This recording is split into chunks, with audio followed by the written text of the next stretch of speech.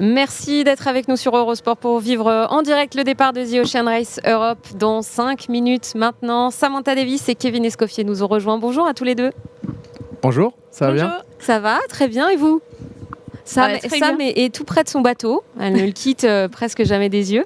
Et Kevin, vous allez commenter avec nous cette course. Est-ce que vous êtes tout d'abord impressionné du retour aussi rapide en compétition de vos anciens concurrents du Vendée Globe ? C'est assez tôt dans la saison. Oui, c'est tôt, je suis impressionnée et voilà, c'est pour ça qu'Initiative Car est au ponton, parce que moi je ne me sentais pas capable de revenir, me reposer, repérer le bateau et être prêt à faire quelques entraînements avec un équipage pour repartir. Donc pour moi c'était un peu vite, donc chapeau à ceux qui ont fait ça.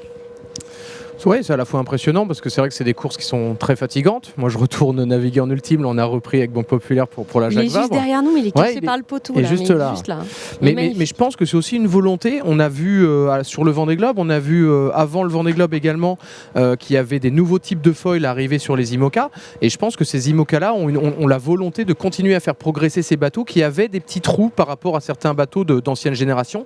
Donc je pense qu'ils ont soif de tester leurs foils avec des concurrents au contact en vue de la Jacques Vabre de la fin d'année. Ouais, on le voit, ce magnifique bateau Banque Populaire sur lequel vous naviguez désormais.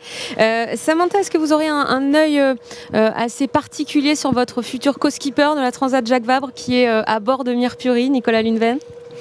Oui, bien sûr, je vais suivre ça et je connais ces VO65 parce que j'ai participé en 2014-2015 sur le Volvo Ocean Race et je vais suivre Nico et son équipage. J'espère que, pour moi, c'est mes favoris sur les 65. Totalement sans avoir de petit coup de cœur, elle est totalement objective, Samantha Davis là-dessus. Kevin, on le disait, votre actualité avant qu'on reparte en mer là, parce que dans quelques instants ça va partir, on découvre les images, il n'y a pas beaucoup de vent, on va vous en reparler dans quelques instants. L'actualité c'est donc l'ultime avant de se projeter avec PRB et un nouveau bateau. Oui, c'est ça. J'espère qu'on va pouvoir. J'ai beaucoup travaillé depuis le retour de ce Vendée Globe qui s'est terminé beaucoup trop vite.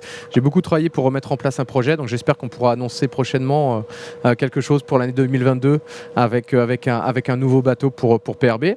Et en attendant, je danse avec des étoiles dans les yeux que je vais naviguer avec Armel Lecléache sur un ultime. On était encore hier sur l'eau à 30 nœuds par 11-12 nœuds de vent. Donc c'est encore un autre monde ces bateaux-là.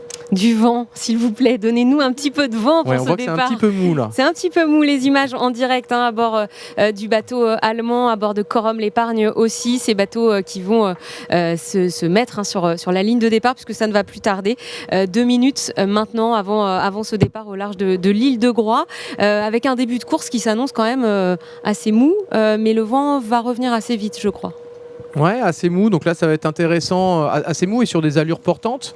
Donc je pense que ça va être des allures où les IMOCA et les Volvo 65 vont rester assez proches. Il y a aussi la météo qui ne va pas favoriser de gros écarts dans le sens où le vent qui va revenir pour venir les aider à accélérer va arriver de l'est, va arriver par l'arrière de la flotte.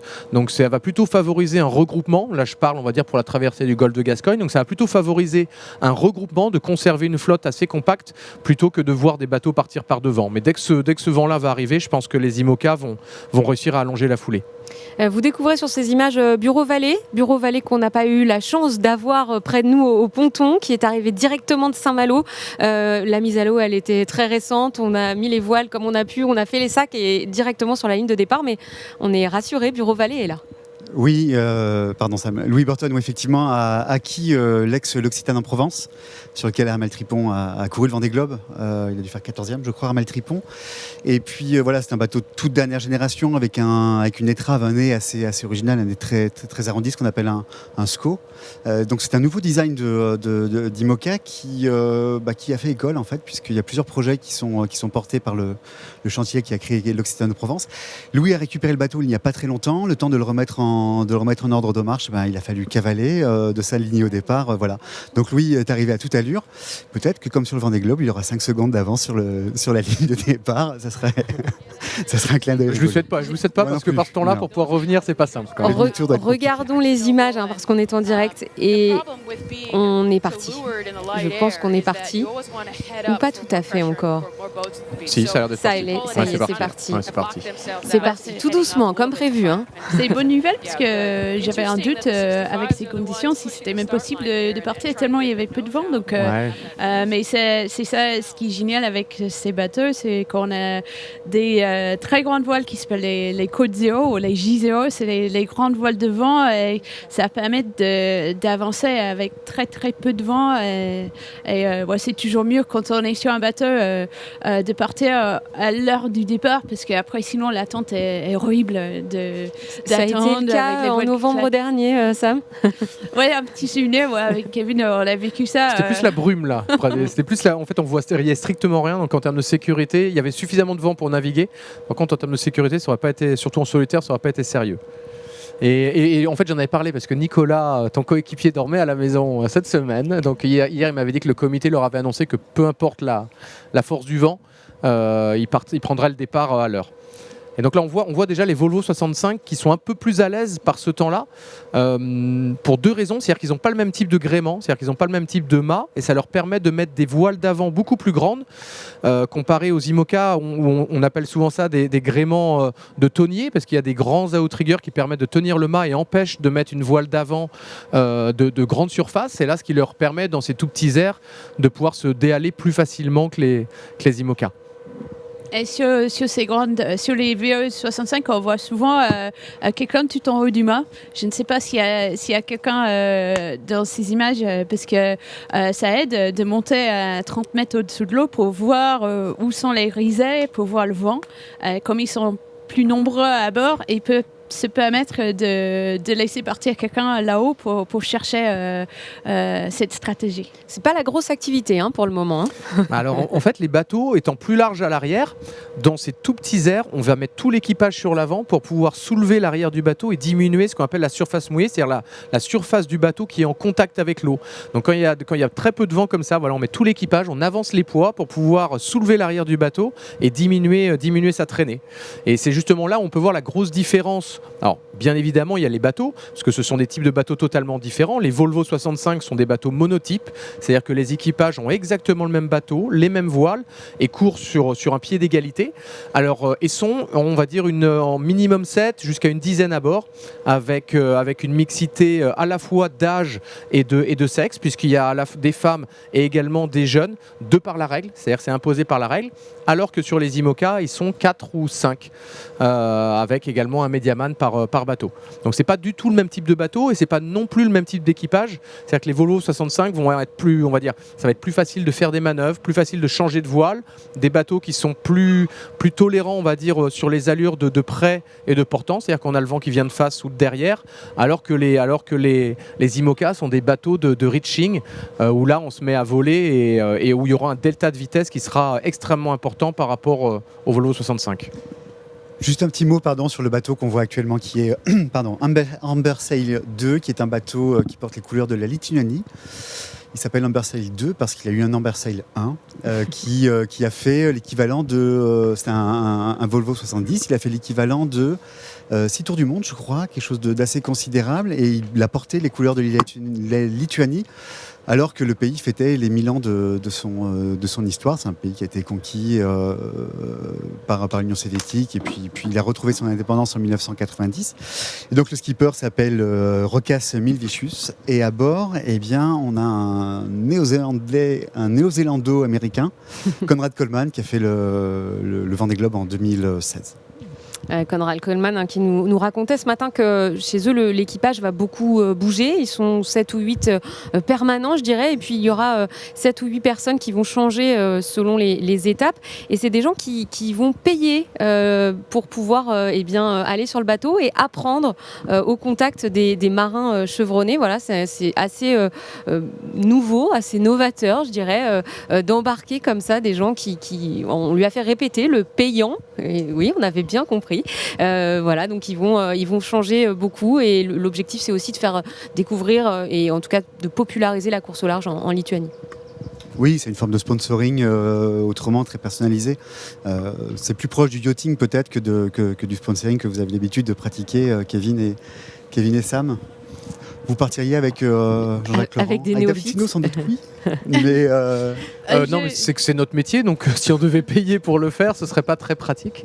Mais non, aujourd'hui, moi j'y vais pour faire du sport, de compétition. Voilà, c'est chacun, mais c'est deux domaines différents. Après, il n'y a pas de mieux ou moins bien, c'est juste que c'est des façons différentes de faire notre sport. C'est quelque chose qui se fait beaucoup en Angleterre. Il y a des courses autour du monde à la sens inverse, en fait, face au vent, qui sont payants, avec le skipper, je crois, qui est professionnel.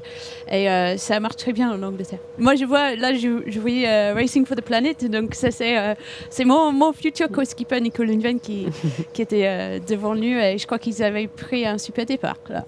Et Johan Richaume aussi, skipper. Nicolas Lundven est navigateur sur ce bateau-là. Et Johan Richaume, un Français également. Mirpuri, où d'ailleurs Charles Caudrelier, je ne sais pas s'il en a parlé, avait travaillé un petit peu avec eux également à l'origine du projet. Effectivement. Ce bateau qui est sans doute le plus français de la flotte des VO65, on a dit un médiaman français aussi, puisque c'est aussi l'une des nouveautés ou des obligations de cette course d'embarquer quelqu'un en charge de faire des images et de nous les partager, bien évidemment. Et je pense que c'est le bateau, ça doit être favori aussi, parce que Johan, il a gagné la solitaire du Figaro 2 fois, je crois. Ouais. Et Nico aussi, je crois. Donc ça fait... c'est Fred qui va sûrement lister toutes les palmarès, mais je crois que ce bateau-là, il doit avoir une pression sur eux de performer. Oui, effectivement, le tandem Johan Richaume, Nicolas Lundven devrait très bien marcher, effectivement. Après, il faut faire jouer l'orchestre. C'est pas toujours très simple en équipage. Vous l'avez connu, la question de l'orchestre avec Team STA en 2014-2005, vous l'avez connu aussi, Kevin, sur l'eau. C'est pas simple de faire naviguer autant de personnes ensemble dans un espace avec aussi Jean restreint. Le Cam surtout. Hein. Non, moi en 2014, j'ai appris beaucoup avec Team SCA et c'était quelque chose pour moi de nouveau et j'ai progressé le plus sur le côté management et gestion, ce qui est bien parce que j'étais super bien entourée par des navigatrices excellentes à chaque domaine à bord et c'était à moi de tirer le mieux de chacune et mélanger ça ensemble pour qu'on progressait, pour qu'on faisait les résultats. Mais oui, j'ai beaucoup appris. C'était dur, mais c'est vraiment sympa quand ça marche. Là, c'est une satisfaction incroyable quand on voit une équipe de 11 personnes qui marchent ensemble. Le fonctionnement, il est très vertical, c'est très, très autoritaire, militaire ou pas dans l'attitude ou vous allez plutôt chercher. C'est ce que disaient les filles sur SCA de Samantha, en tout cas. Mais la rudesse de Sam Davis. Elle disait c'est pas facile quand même. Non, je pense que ça dépend des bateaux. Cette culture d'équipage est plus particulière aux anglo-saxons qu'aux Français. C'est vrai qu'en France, si on parle au grand public, ils vont citer que des courses qui sont en solitaire ou en double. Et c'est vrai que nous, en France, on n'a pas forcément cette culture-là. Donc on a un fonctionnement un petit peu différent avec des gens plutôt polyvalents. Alors que si par exemple, nous sur la Volvo, on avait pas des gens qui venaient, j'allais dire des Kiwis, mais des gens qui viennent de Nouvelle-Zélande, etc., où ils nous expliquent que pour eux, il y a vraiment une évolution au sein même de l'équipage. On peut commencer numéro 1, on recule en fait dans le bateau au fur et à mesure de l'expérience que l'on gagne. On peut être promu quoi, au milieu d'une course. Alors pas forcément au milieu, mais on va dire dans sa carrière de marin. Ce qu'on n'a pas forcément en France, on est plutôt des marins, on va dire, polyvalents. Alors moi je dis ça, j'ai pas fait beaucoup de solitaire, j'en ai fait très peu. Je m'y suis mis dernièrement, mais avant ça, même en équipage français, c'est vrai que c'est un peu plus horizontal que ce que tu pouvais évoquer. Ouais. Et puis le poste de numéro 1, vous l'avez bien connu. Oui, j'ai fait 2 fois numéro 1 sur la... j'étais barreur numéro 1. Ah mais j'aime bien, c'est des postes engagés physiquement, etc. Donc j'aime bien ça.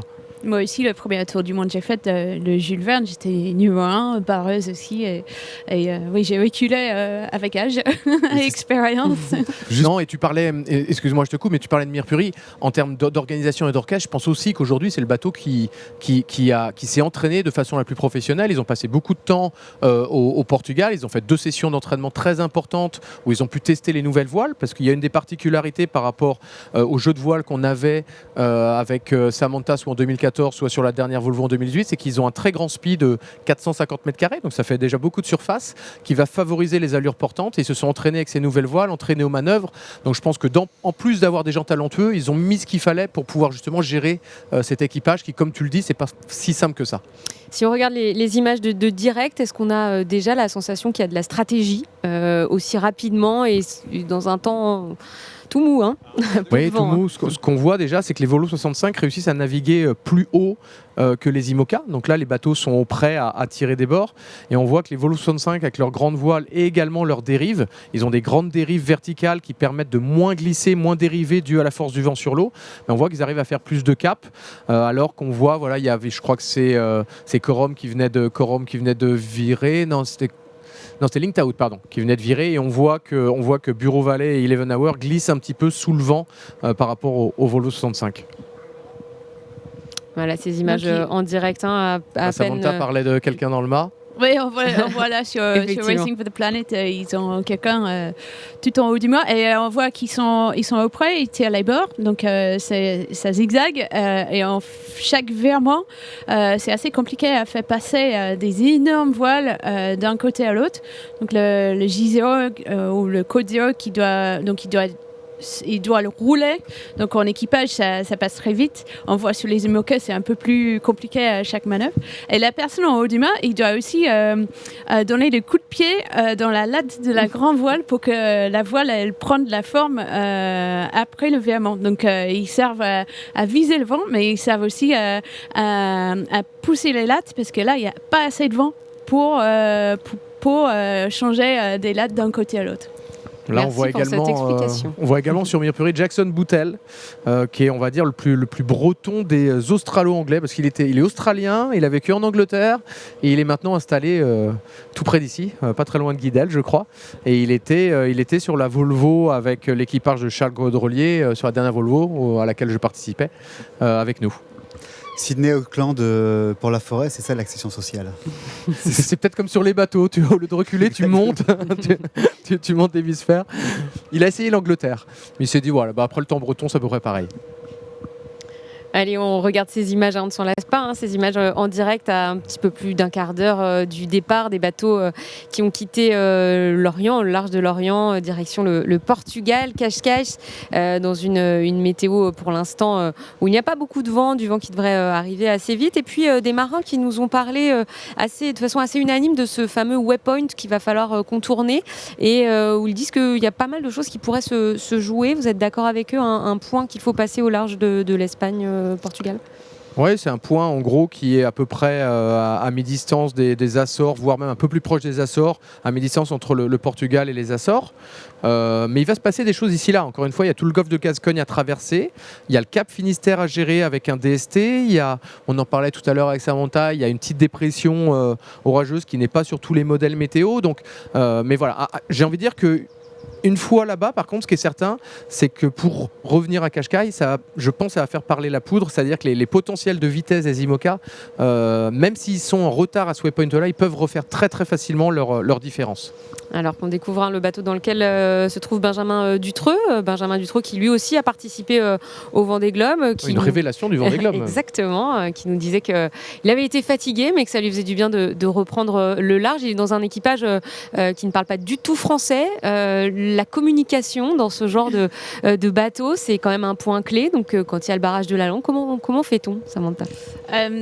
Sur Team SCA, c'était le même problème, mais on avait un équipage qui parlait plusieurs langues, mais la langue du bateau, des manœuvres, des moments d'urgence, c'était anglais. Donc, c'était le marin surtout, parce qu'il nous disait, Benjamin Dutreux, en fait, quand on parle de manœuvres, on a tous les mêmes mots. Donc pour ça, ça va. Plus ou moins, mais parfois ça peut être... moi j'ai eu quelques moments un peu chauds quand j'ai commencé en France avec Jeanne Grégoire, une Française en double, et parfois on a eu quelques moments de mauvaise compréhension qui a fait des manœuvres un peu, des figures de style un peu imprévues. Mais oui, en équipage c'est compliqué, et oui, notamment Team Germany, j'ai aussi une ancienne collègue de Team SCA, Annie Lush, qui est sur ce bateau-là, et elle me parlait qu'elle apprécie beaucoup naviguer avec Benjamin. elle parlait de Ben. Je dis Ben qui? Benjamin. Benjamin. Donc a priori, il parle anglais très bien et Annie en fait parle française, espagnol. Donc je pense que ce bateau-là, c'est un bateau qui parle plusieurs langues. C'est une super régatière, hein, Annie.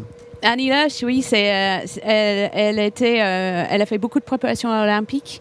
C'est une très bonne régleuse de voile. Donc, sur Team SCA, elle faisait toutes les réglages. C'était le meilleur, le chef d'Ambrac. Elle travaille beaucoup. Donc, je pense que dans l'équipage, c'est quelqu'un qui emmène l'équipage vers le haut et qui impose des entraînements, du travail. Et moi, ça me fait plaisir aussi. Elle a une petite fille qui a 2 ans, donc pour les femmes, c'est pas toujours facile de mélanger la famille, les enfants et le bateau.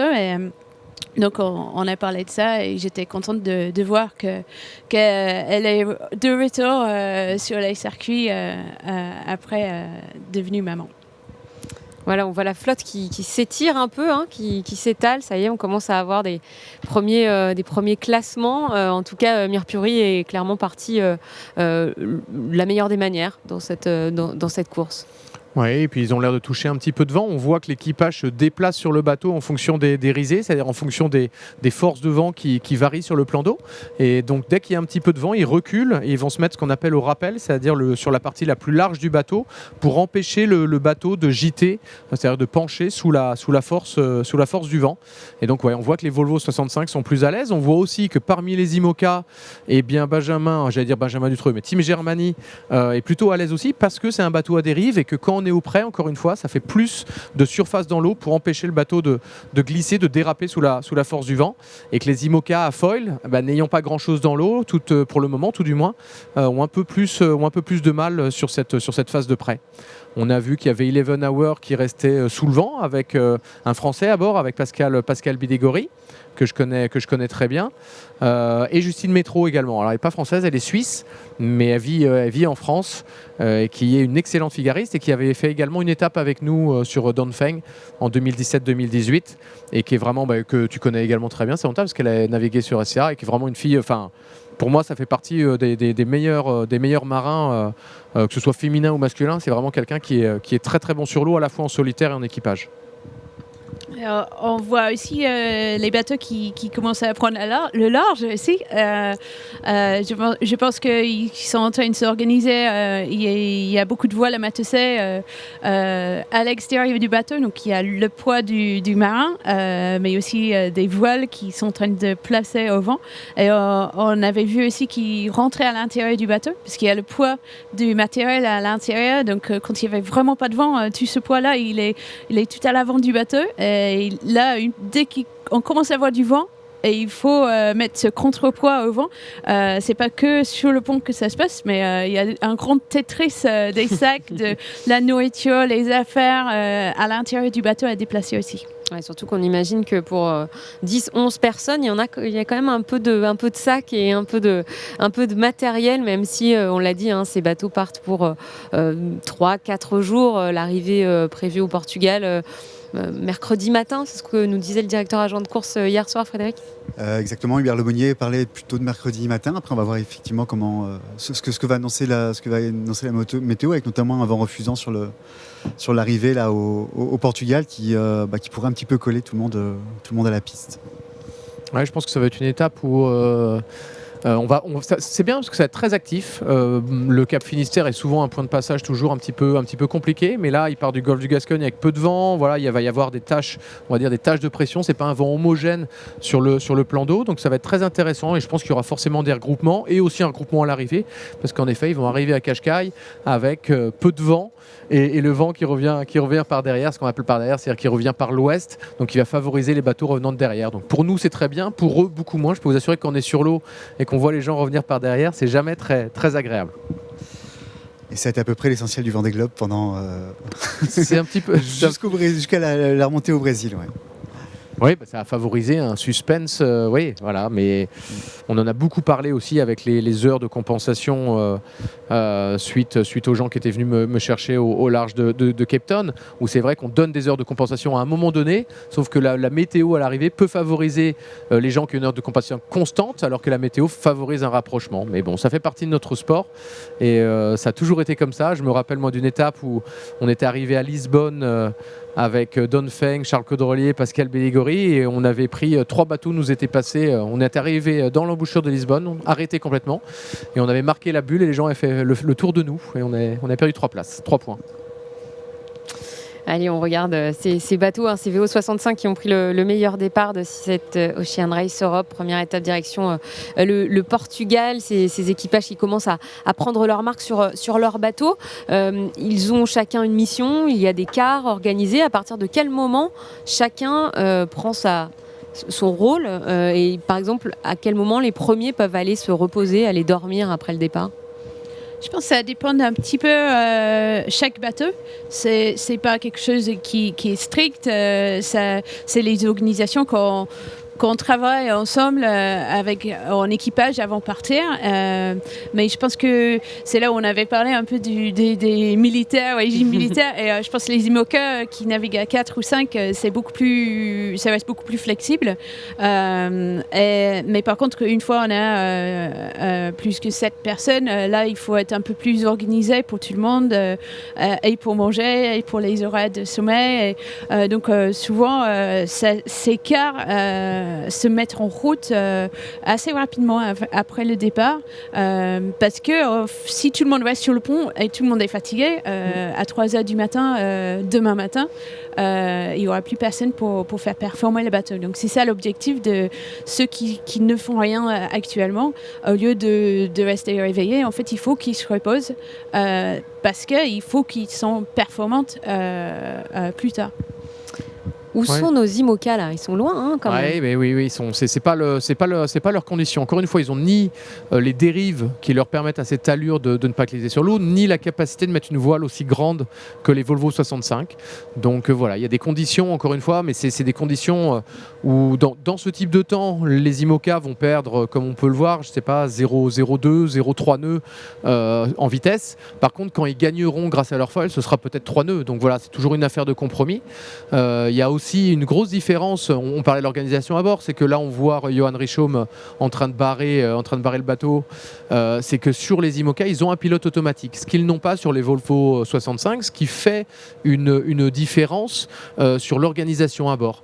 Parce que à chaque fois il faut avoir un barreur qui soit frais, performant pour faire aller vite le bateau, alors que sur un IMOCA, dans certaines conditions, on peut mettre le pilote automatique et on va dire se mettre au réglage et avoir besoin d'être un petit peu moins concentré qu'en étant à la barre. Mais je pense aussi que sur des étapes aussi courtes, pour toutes les manœuvres, l'ensemble de l'équipage des Volvo 65 ira sur le pont. Donc il y a une organisation, comme disait Samantha, on va dire une sorte de routine avec des quarts, etc. Qui doit dormir, à quel moment, qui va barrer. Et puis, bien sûr, si jamais le navigateur ou le skipper décide de faire un changement de voile, là, il n'y a plus de quart off, quart on ou quart stand-by. C'est tout le monde sur le pont pour effectuer la manœuvre le plus rapidement possible. On voit de nombreux bateaux avec des références à la planète, à l'environnement. On y reviendra dans quelques minutes avec Paul Meillat, qui s'engage beaucoup, entre autres, pour ça. Ça devient indispensable aujourd'hui d'avoir un engagement qui va au-delà du sport ? Oui, ça vous parle, ça? Moi, je parle parce que je suis très fière d'être skipper d'Initiative Car. Je navigue pour une cause avec mécénat en chirurgie cardiaque. Donc, je navigue pour sauver la vie des enfants qui ont des malformations cardiaques, qui viennent des pays où ils ne peuvent pas être opérés chez eux. Pour moi, je vis avec ce projet depuis 2015 et je trouve que c'est incroyable. On a ces magnifiques bateaux. Donc, il y a beaucoup de monde qui suit nos courses. Donc, si on peut profiter en même temps de faire les courses, en même temps de naviguer, de passer un message. Avec Initiative Car, on est au-delà de ça puisque mes partenaires sont aussi mécènes pour la cause. Donc, on lève de l'argent pour la cause en même temps. Mais pour moi, ça marche super bien ensemble et je suis très contente de voir qu'il y a beaucoup d'autres projets maintenant qui mettent de plus en plus avant les causes, parce que c'est souvent chaque bateau, chaque skipper soutient une cause. Je sais Kevin aussi Toi, tu soutiens le WWF? Childhood, simplement, qui soutient justement la Fondation mondiale de l'enfance. Donc là aussi, c'est une organisation qui a été fondée par la reine Sylvia de Suède et qui vise à protéger les enfants de toute violence. Voilà, c'est le bateau que l'on a sous nos yeux. Ouais, c'est important. Après, il y a deux types, on va dire, de causes. Il y a des causes humanitaires comme Samantha, comme Childhood, etc. Où je trouve que il y a une légitimité qui est vraiment fantastique. Concernant la planète, concernant l'environnement, on a l'avantage d'avoir un sport qui fonctionne avec le vent. Et ça, je trouve qu'on fait partie des sports qui justement peuvent se permettre d'avoir cette démarche-là et d'en faire parler. Par contre, c'est vrai qu'on a aussi des bateaux, on peut porter le flanc à la critique, mais comme tout le monde, à partir du moment où on fait des choses, on porte le flanc à la critique. Et c'est vrai qu'on a des bateaux en carbone, on a des bateaux prototypes, et on fait de la compétition. Donc qui dit compétition, dit qu'on peut être amené à dépenser beaucoup d'énergie pour gagner les derniers pourcents qui nous permettront de gagner.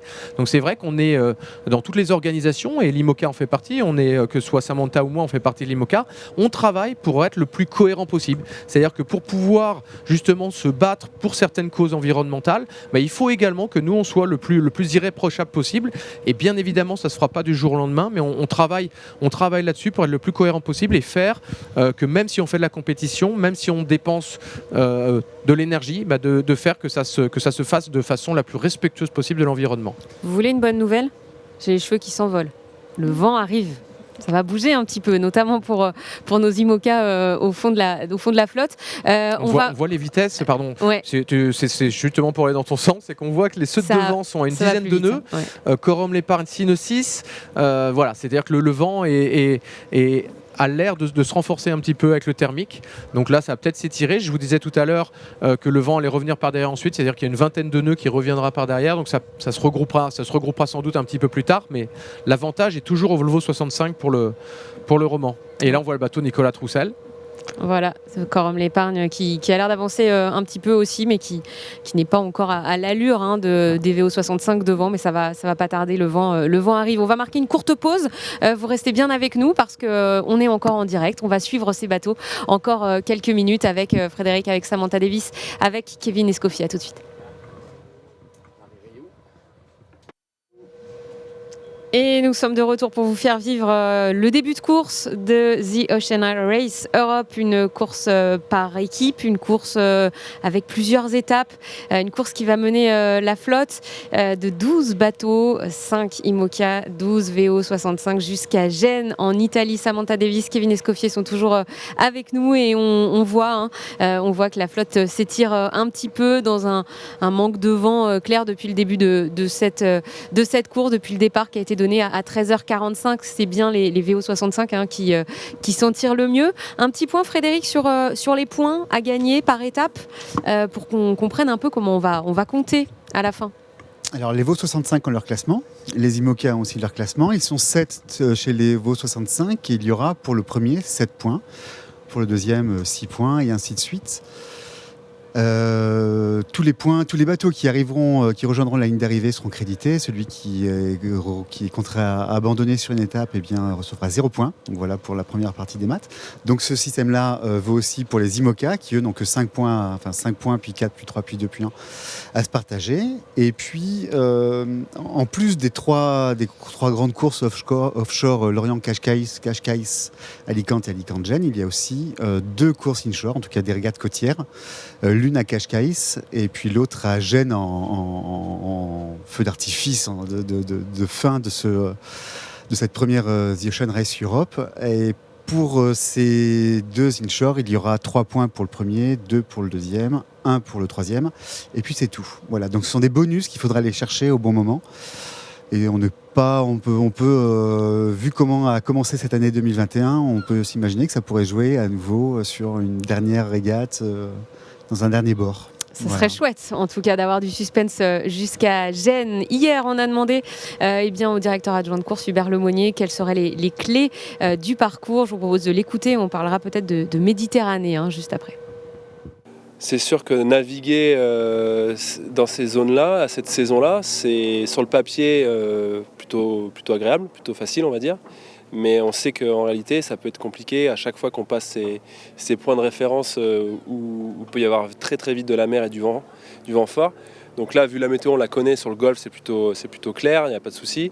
Effectivement, il y aura de l'accélération, il y aura une petite zone de vent à gérer, mais ça reste relativement facile puisqu'on est aux alentours de 25 nœuds, 28 nœuds max, donc ces bateaux-là sont faits pour. Normalement, à cette saison, l'étape Cascais Alicante, on est dans le bon sens. Normalement, cette saison, le vent est plutôt portant, donc on n'est pas, je pense au détroit de Gibraltar, puisque c'est un endroit très étroit avec beaucoup de trafic de cargo, donc là ça peut être un peu tendu. Alicante, c'est une zone pareille où ça peut être vraiment on and off, enfin, c'est la Méditerranée, donc de Alicante à Gênes, ça peut être rien, pétole. Donc ça peut être très compliqué pour les bateaux, les équipages nerveusement. Les IMOCA dans ce cadre-là, ils n'ont pas beaucoup d'espace pour manœuvrer, de colonnes de winch pour travailler tous ensemble. Donc il va falloir bien gérer cet aspect-là, alors que les VO65 sont faits pour l'équipage. Et après, il faut gérer du coup cette possibilité de vent fort avec mer serrée, un peu casse-bateau, sur la mer entre Alicante et Gênes. Donc je pense que c'est un bon programme qui va être super intéressant à suivre, parce que du fait de ces différents systèmes, du fait des différentes classes et des différents équipages, je pense que ça va être passionnant. Voilà, une course qui s'annonce passionnante pour Linked Out en IMOCA et ses quatre concurrents. Un mot de ce bateau, de ce skipper Thomas Ruyant, qui a embarqué celui qui sera son co-skipper pour la Transat Jacques Vabre, Morgan Lagravière, et puis également Clarisse Kremer. Le nom a été annoncé assez tardivement, mais elle est bien là dans ce bateau, et elle nous l'a confié ce matin, hein. Elle a envie d'apprendre. Il y a beaucoup à apprendre en équipage aussi et sur ce bateau. Ouais, c'est des bateaux qui ont en fait compte jamais navigué en équipage et en confrontation directe. Donc ça va être intéressant, parce que c'est vrai qu'en solitaire, c'est toujours compliqué de savoir si la performance vient du bateau, de la personne qui sait l'utiliser ou pas. Et donc là, on va vraiment, je pense que on parlait tout à l'heure de savoir pourquoi les skippers du Vendée Globe se remettaient à naviguer aussi vite. Je pense qu'ils ont hâte de continuer à développer leur bateau, et comme il y a peu de courses en équipage, c'est-à-dire qu'ils permettent de tirer la quintessence du bateau pour savoir exactement les leviers qu'ils vont avoir pour faire progresser leur bateau. On voit d'ailleurs qu'il y a plusieurs bateaux qui naviguent avec un foil différent sur chaque bord. Alors il y a des raisons de casse, mais il y a aussi des raisons de développement, que ce soit par exemple sur 11 Hour qui vont mettre leur bateau à l'eau cet été pour pouvoir aller d'abord à la Jacques Vabre et ensuite à Ocean Race. Le bateau qu'ils ont aujourd'hui, qu'on appelle le 11 Hour 1, on va dire, sert de plateforme de développement. Et pour Linked Out, ce bateau-là qui est un plan Guillaume Verdier, on a Thomas Ruyant a annoncé qu'il retournait faire un bateau, mais cette fois-ci avec Antoine Coche. Vous parliez du fait que les skippers profitent de naviguer en équipage pour aller vers la performance. Quentin Poroy est à bord de Linked Out aussi, c'est un maître voilier chez North Sails. Vous avez dû naviguer avec lui aussi, parce qu'il est très friand de ces grandes navigations sur les bateaux qu'il équipe, puisque les voiles, c'est quand même l'air de rien le moteur du bateau. Sam, vous avez navigué avec Quentin ?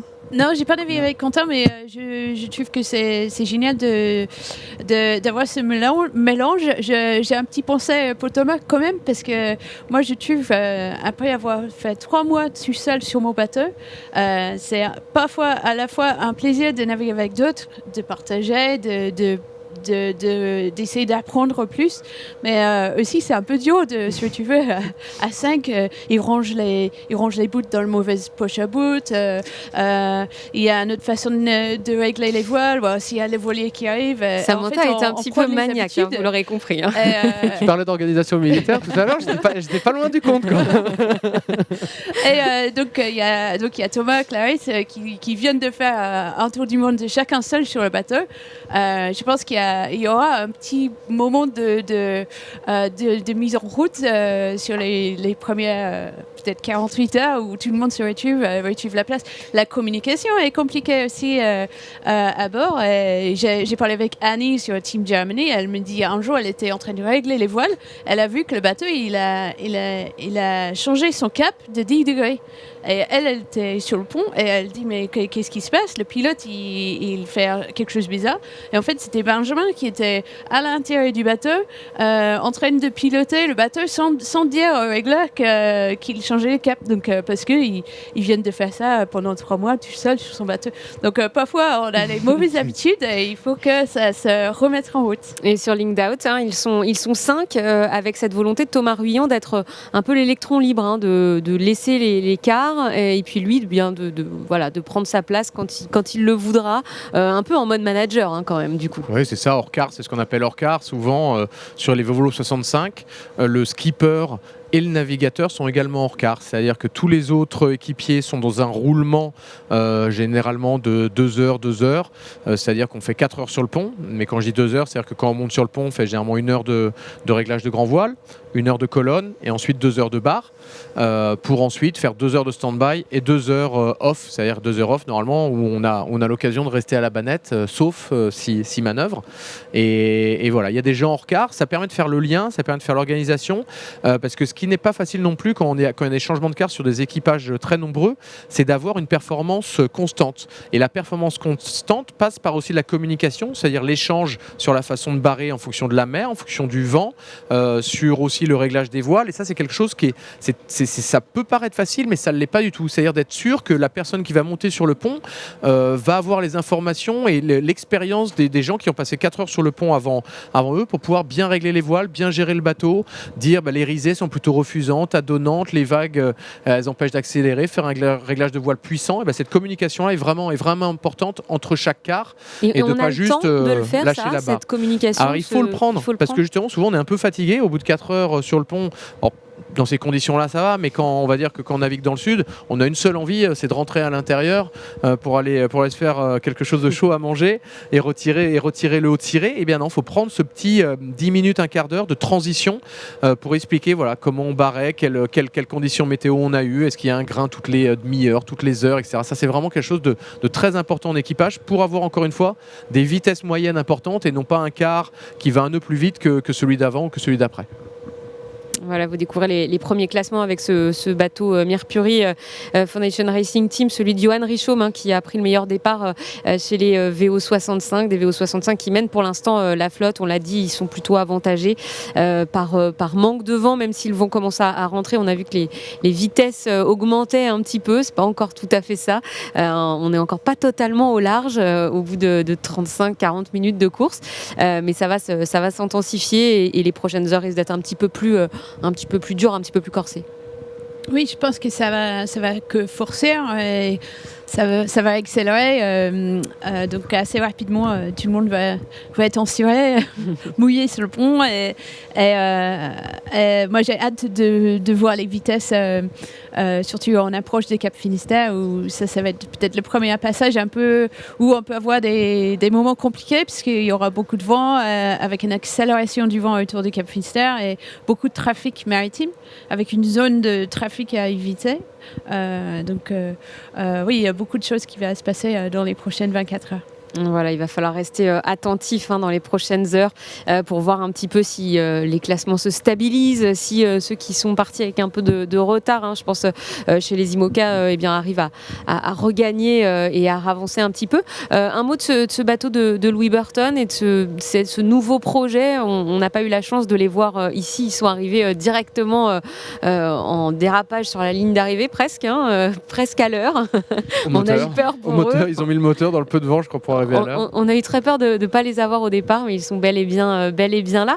Là aussi, c'est un joli défi quand même, 3 mois après le Vendée Globe, de revenir sur un nouveau projet avec un nouveau bateau en plus et un équipage qui va là aussi beaucoup bouger pendant cette course. Oui, c'est incroyable d'avoir réussi à être là pour le départ.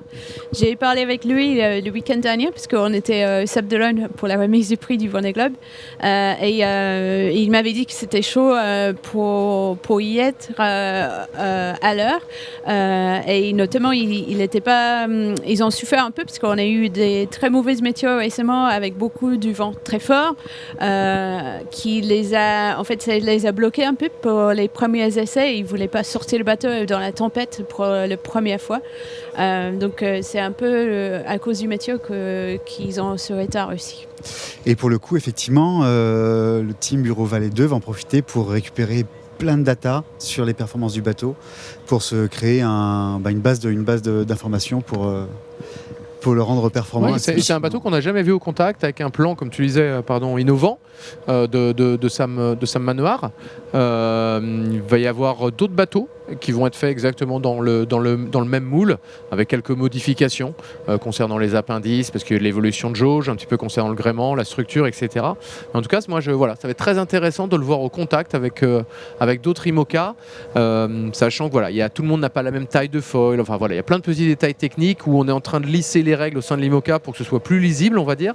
Mais ça va être très intéressant de les voir au contact. Lui, il n'était pas sûr de pouvoir mettre le pied au plancher tout de suite, donc il m'avait dit qu'il était là vraiment pour la découverte du bateau et sans trop viser la performance, mais on connaît Louis. Oui, on connaît Louis. Après, c'est vrai qu'il a un équipage où il y a des cadres qui sont très présents, comme Louis, comme Davy Baudard, qui est un très bon navigateur qu'on connaît beaucoup qui a fait de très bons résultats en Mini 650. Et puis ils vont récupérer des skippers qui sont pour l'instant du côté de Saint-Barth là et qui vont rentrer assez vite puisqu'ils ont des skippers qui sont en duo en ce moment sur la Transat en double et qui devraient les rejoindre sur l'étape 2 et 3. Et sur l'étape 2, il y aura aussi Pip Air, qui est une des grandes révélations de ce Vendée Globe, qui a terminé 19e avec Super Bigou, le bateau le plus vieux de la flotte, qui a été créé dessiné dans son garage. Et qui a racheté le Bureau Vallée 2. Et qui a racheté Bureau Vallée 2 et qui confie provisoirement le développement de ce Bureau Vallée 2 à Louis Burton. Donc voilà, c'est toute une connexion malouine entre les côtes malouines et puis l'Angleterre qui est en train de se mettre en place. Effectivement, Pip viendra faire une pige entre Cascais et Alicante. Voilà. Pour Bureau Vallée, beaucoup de changements. C'est l'inverse du Brexit en fait. Oui. C'est l'inverse du Brexit. Merci Tout n'est pas beaucoup. perdu. On a vécu le départ en direct, mais l'émission n'est pas terminée. On va accueillir Paul Meillat dans quelques instants, ainsi qu'Anne-Cécile Turner. On va remercier nos invités, Samantha Davis, Kevin Escoffier. Merci. Le fou rire, c'est pour le best-of de fin d'année. Et on remerciera vraiment Frédéric Pelaton pour ce moment. Il m'a fait mon après-midi, je pense. Merci beaucoup en tout cas à tous les deux d'avoir été avec nous. On vous souhaite le meilleur dans vos projets avec le Maxi Band Pop par ici et avec le très beau Initiative Cœur pour vous, Samantha. Merci. Merci à vous. Vous restez bien avec nous. Petite page de pub, on revient juste après.